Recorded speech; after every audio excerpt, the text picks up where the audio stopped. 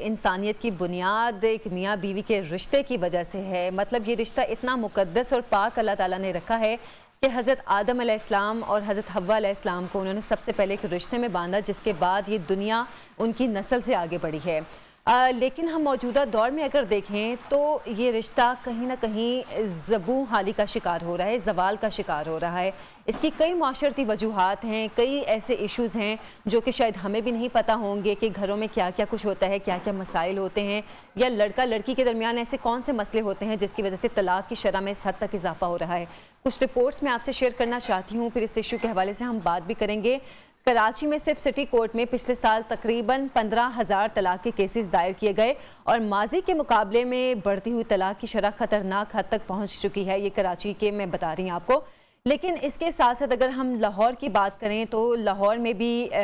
مجموعی طور پر یہ کہا جا رہا ہے کہ 11,503 خواتین کی جانب سے خلا کی ڈگریاں جو ہیں وہ دائر کی گئی تھی، جو ان کو جاری کی گئی، اور خلا کی ڈگریاں لینے والی خواتین میں اعلیٰ تعلیم یافتہ خواتین بھی ہیں، دوسرے شعبوں سے تعلق رکھنے والی خواتین بھی ہیں اور گھریلو خواتین بھی ہیں۔ یعنی کہ اس کو ہم کہہ سکتے ہیں کہ برابری کی سطح پر چاہے وہ تعلیم یافتہ ہیں، چاہے وہ گھروں میں رہنے والی خواتین ہیں، خلا کی جانب رجحان بہت خطرناک حد تک تیزی سے بڑھ رہا ہے۔ ہمارے ساتھ موجود ہیں advocate High Court Fahad Ahmed Siddiqui sahab. السلام علیکم فہد صاحب۔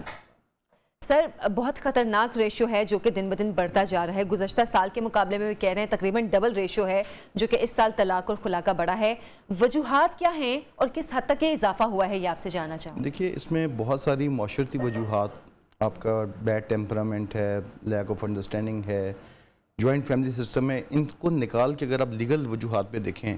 تو میری انڈرسٹینڈنگ کے مطابق آپ کے قانون میں جو پریویل کر ہے اس میں کچھ بنیادی سکم پائے جاتے ہیں۔ پہلے آج سے 10 سال پیچھے چلے جائیں یا 15 سال پیچھے چلے جائیں تو ہمارے ہاں ایک ادارہ ہوا کرتا تھا مصالحتی کونسل کے نام سے،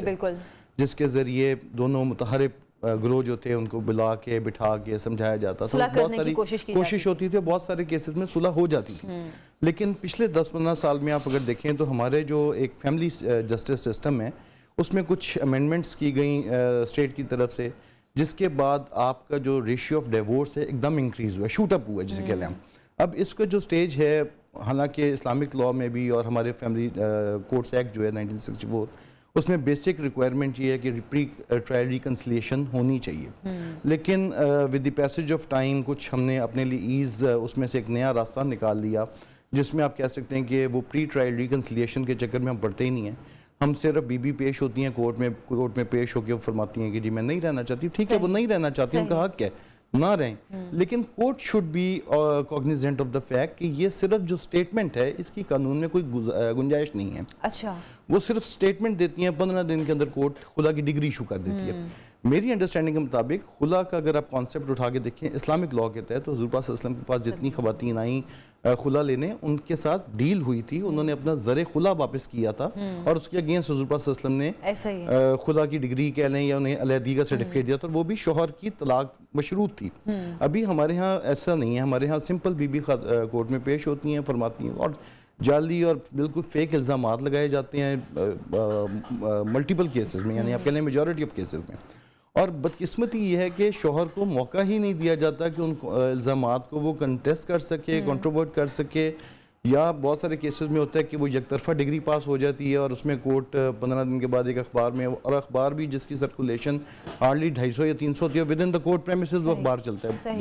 باہر کسی کو نہیں پتا کہ وہ اخبار میں ایک نوٹس ایشو ہے، وہ ریکوائرمنٹ پوری کی جاتی ہے اور اس کے بعد وہ 15 دن کے بعد کورٹ ایک یک طرفہ سٹیٹمنٹ کے اوپر ڈگری ایشو کر دیتی ہے۔ اس کے بعد جو بدقسمتی ہے کہ وہ ڈگری جو ہے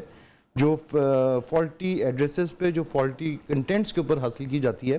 وہ چیلنج نہیں کی جا سکتی۔ اچھا، لاء میں اس کی کوئی پروویژن نہیں ہے، اور ون فائن مہر کے ساتھ شوہر کو پتہ چلتا ہے جی میری تو بیوی علیحدہ ہو گئی۔ آپ نے 11,000 ان کیسز کا ذکر کیا جو خلا کے لیے فائل ہوئے ہیں، آپ ان کے ساتھ کم از کم 11,000 اور کیسز فائل ہو رہے ہیں جو آپ کے ڈاوری آرٹیکلز کے ریٹرن کے لیے، سائملٹینیسلی جو بچوں کی گارڈین شپ سے ریلیٹڈ ہیں۔ اچھا، دیکھیے آپ کی سوسائٹی کی صرف جاری، آپ نے صرف ایک سیگمنٹ کو تو دیکھ لیا جی، خلا کے کیسز میں رجحان بڑھوتری ہے، اس کے ساتھ جو سائملٹینیسلی آپ کا ریجڈ جوڈیشل سسٹم ہے اس میں ایک بہت بڑا تباہ کن فیکٹر ان بچوں کا ہے جو انوالو ہیں اس لیٹیگیشن میں. بالکل یہ میں آپ سے یہی سوال پوچھنے جا رہی تھی کہ ہم تو خلا کی چلیں بات کر رہے ہیں لیکن ایک طلاق جو کہ اب شوہر کی طرف سے بیوی کو دی جا رہی ہے اس کا ریشیو کس حد تک بڑا ہے اور یہ فیملی سسٹم پر اس کا کس حد تک خطرناک اثر ہو رہا ہے؟ دیکھیے طلاق شوہر کی طرف سے جو دی جا رہی ہے یا بیوی کی طرف سے جو دی جا رہی ہے دونوں کی علیحدگی کو میں سمجھتا ہوں میری ذاتی رائے جی کہ اللہ پاک نے طلاق کو ناپسندیدہ ضرور ڈکلیئر کیا ہے لیکن اسے حرام نہیں قرار دیا. یہ صرف میری انڈرسٹینڈنگ مطابق انڈو پاک میں تو یہ بہت زیادہ کانسیپٹ پائے جاتے ہیں جی دوسری شادی نہیں کر سکتے آپ, طلاق نہیں دے سکتے, ادروائز پوری مسلم ورلڈ میں شادیاں بھی ہوتی ہیں, نہیں ساتھ چل سکتے, علیحدگی ہو جاتی ہے, کوئی اتنا ایشو نہیں ہوتا. اور یہاں پہ ہم نے حرز جان بنایا ہوئے, ہم دوسری شادی نہیں کر سکتے پہلی بیوی کی کنسینٹ کے بغیر. اٹس ناٹ پاسبل کہ وہ کنسینٹ دیں گی. بہت ساری ایسی خواتین ہیں جن کی دوسری شادی ہو سکتی ہے لیکن وہ نہیں ہو سکتی کیونکہ وہ کنسینٹ کا ایک ایشو بیچ میں ہم نے ایک وہ لیگل لکونہ رکھا ہوا ہے. اسی طرح آپ دیکھیں کہ جب آپ کی علیحدگی ہوگی, ویل اینڈ گڈ, آپ نہیں ساتھ رہنا چاہتے کوئی بات نہیں, آپ علیحدہ ہو سکتے ہیں, it's legitimate, it's legal, it's Islamic. لیکن آپ کے ملن سے جو بچے پیدا ہوئے ہیں ان بچوں کو ہمارے ہاں جو جوڈیشل سسٹم پریویلنگ ہے جی اس میں وہ بچہ ڈیمیج ہو جاتا ہے. ایسا ہی ہے. وہ سنگل پیرنٹ کے پاس ہمارا جو جوڈیشل سسٹم ہے اس میں ایک پیرنٹ کے پاس بچہ رہے گا, کسٹوڈیل پیرنٹ کے پاس, دوسرے پیرنٹ کو ایلیمینیٹ کر دیا جاتا ہے انڈر جوڈیشل پروسیڈنگز کہ وہ اس بچے سے مل نہیں سکتا, وہ بچے سے مل نہیں سکتا اور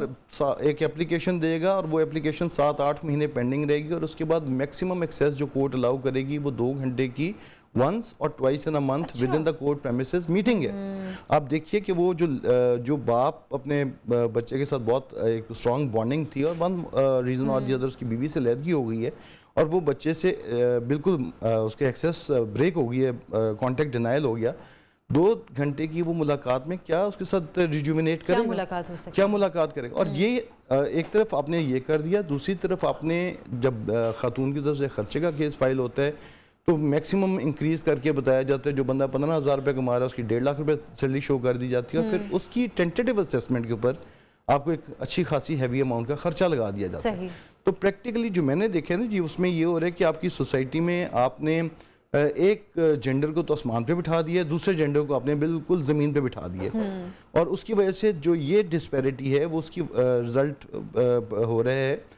اس میں آپ کے خلا اور طلاق کی ریشیو میں اضافے کا. اچھا فاضل صاحب, یہاں پر ایک سوال یہ ہے کہ گزشتہ کچھ سالوں میں ہم یہ دیکھ رہے ہیں, اگر ہم کہا جائے کہ 4-5 سال میں زیادہ یا 10 سال کا جو ایک عرصہ ہے اس میں طلاق کی شرح پہلے کی نسبت زیادہ ہوئی ہے. اس کی بیسک وجوہات جو آپ کے پاس آتی ہیں وہ کیا ہوتی ہیں کہ دونوں میاں بیوی آپس میں مسالت سے طلاق دینا چاہ رہے ہیں, ٹھیک ہے, دونوں ایگری ہیں کہ طلاق دینا چاہ رہے ہیں, تو وجہ کیا سامنے آتی ہیں؟ ایسے بہت ریئر کیسز ہوتے ہیں میڈم جن کا آپ ذکر کر رہی ہیں کہ جس میں دونوں پارٹیز میوچول انڈرسٹینڈنگ سے طلاق لینا چاہ رہے ہیں. انڈرسٹینڈنگ نہیں ہوتی ہے نارملی طلاق بہت ریئر کیسز ہوتے ہیں. پڑھی لکھی فیملیز میں تو شاید کہیں ہو جائے لیکن جو عام پریکٹس ہے اس میں میوچول کنسینٹ نہیں ہوتی.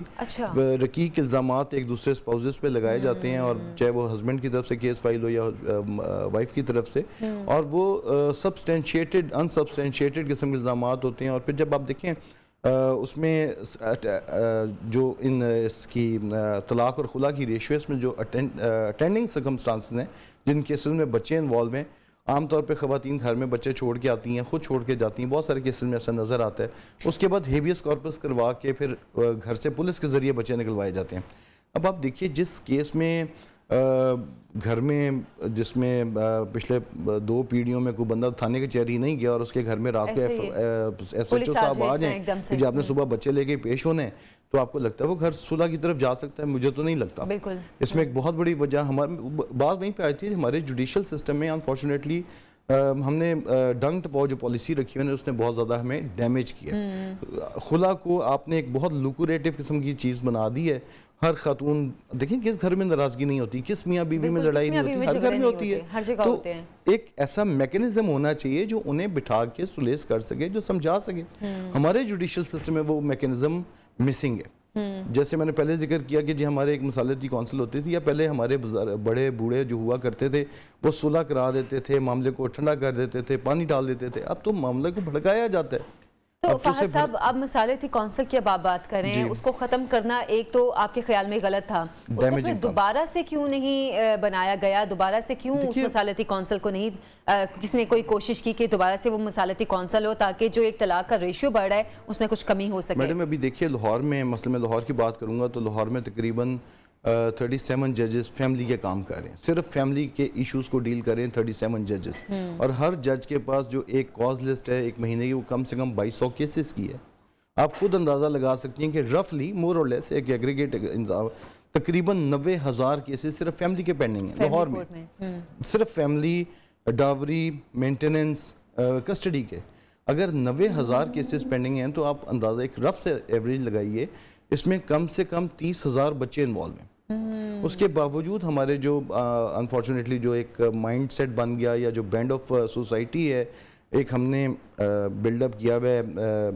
ایک کانسیپٹ کہ جی ایک فریق کے ساتھ ظلم ہو رہا ہے اور دوسرے کے ساتھ وہ مجبور ہے، وہ والا کانسیپٹ نہیں ہے اب اس کے اوپر کام ہونا چاہیے۔ ہائی کورٹ میں تقریباً 7 ججز صرف فیملی کا کام کر رہے ہیں۔ اب یہاں سے اندازہ کیجئے کہ 53 ججز میں سے 7 ججز آر اونلی ایڈجوڈیکیٹنگ فیملی کیسز۔ تو ایک گائیڈ لائنس میری انڈرسٹینڈنگ مطابق ہماری سپیریئر جوڈیشری کو ٹیک اپ کرنا چاہیے اس معاملے میں۔ میں سمجھتا ہوں کہ chief justice Lahore high court اگر آپ کے خیال میں کیا سپیریئر جوڈیشری یا مطلب عدالتوں میں جو سینئر ججز ہیں وہ اس معاملے کو زیادہ نہیں اہمیت دے رہے کیونکہ یہ معاملہ تو ہماری سوسائٹی کا ہے، یا پھر اس کو سامنے اتنا لایا نہیں جاتا؟ اس پہ اٹینشن نہیں ہے، اٹینشن نہیں ہے، اس معاملے کو کیسز کنسیڈر ہی نہیں کیا جاتا انفارچونیٹلی، جبکہ میں سمجھتا ہوں کہ یہ بیسک اساس ہے۔ اور اس میں ایک دوسری جو وجہ میں سمجھتا ہوں کہ آپ کی جو جوڈیشل اکیڈمیز ہیں پاکستان میں وہ ایجوکیٹ نہیں کرتی فیملی کورٹ کے ججز کے اپوائنٹمنٹ سے پہلے انہیں وہ ڈائنامکس، انہیں وہ therapeutic nature of family jurisdiction بتائی ہی نہیں جاتی۔ ایک جج صاحب 6 مہینے پہلے میجسٹریٹ تھے، 1 فائن مارننگ وہ ٹرانسفر ہوتے ہیں، وہ ٹرانسفر ہو کے آپ کے فیملی جج کے طور پہ کام کرنا شروع ہوتے ہیں۔ ہی ڈز ناٹ نو، انہیں پتہ ہی نہیں ہے کہ اس لیٹیگیشن کی ڈائنامکس کیا ہیں۔ اگر میں سمجھتا ہوں کہ اگر ایک guide line honourable Lahore high court issue کرے یا honourable chief justice Pakistan issue کریں کہ جی آپ نے ایک دونوں فریقین کو پہلے بٹھا کے سمجھانا ہے، تو بہت سارے معاملات میرا خیال ہے ریزالو ہو سکتے ہیں۔ صحیح، اور یعنی کہ مطلب ہم اس کو یہ کہہ سکتے ہیں کہ صرف گھریلو سطح پہ نہیں، عدالتی سطح پہ بھی ان چیزوں کو دیکھنا بہت ضروری ہے اور بڑا کانشیسلی اس سے لے کے چلنا چاہیے۔ یہ عام کیسز بے شک نہیں ہیں، یہ ہیومن سینٹیمنٹس انوالو ہے نا جی اس میں۔ آپ ایک فریق کی اگر one sided narration of facts in کے اس کے اوپر ڈیسیژن دے دیں گے تو دوسرے فریق کے ساتھ لامحالہ ظلم اور زیادتی ہو رہی ہے۔ بالکل ایسا ہی ہے۔ فاطمہ صدیقی صاحب بہت شکریہ ہمارے اسٹوڈیوز میں تشریف لائے ہیں، اور ان کیسز سے، ان معاملات سے جو سب سے زیادہ متاثر ہوتے ہیں وہ بچے ہیں، اور ایسے بچوں کو پھر جب بروکن چائلڈ کا نام دیا جاتا ہے تو سوچیں یہ کتنا تکلیف دہ لفظ ہے۔